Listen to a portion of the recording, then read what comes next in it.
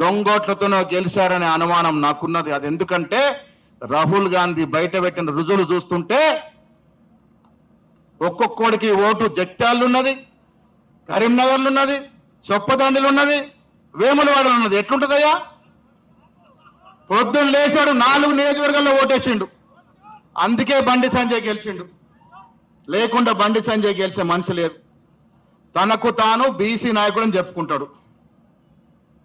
Mister Bandi Sanjay Deshmukh, ఎక్కడ BC అయ్యా నువ్వు? ఇలా ఒక్క మాటన మాట్లాడుతున్నావు బీసీల గురించి? రేవంత్ రెడ్డి మొనగాడు 42% రిజర్వేషన్ ఇచ్చిండు. స్థానిక సంస్థల్లో చట్టం ఇచ్చినాం, విద్యా ఉపాధిలో చట్టం ఇచ్చినాం.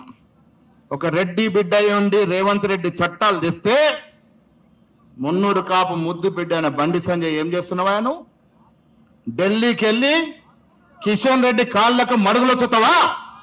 కిషన్ రెడ్డి మాటలిని, రామచంద్రరావు మాటలిని బీసీల గురించి మాట్లాడడానికి జంకుతున్నావు. నువ్వేం లీడర్ అయ్యా? నేను కూడా బండి సంజయ్ 2 సార్లు గెలిచిందంటే కొత్త పట్టుమ ఉందనుకున్నా. కానీ ఇలా 42% గురించి మాట్లాడకుండా ఇంట్లో దాక్కున్నాడు, ఢిల్లీలో దాక్కున్నాడంటే నీ నాయకత్వ లక్షణం ఏమిటి అని అడుగుతా ఉన్నా.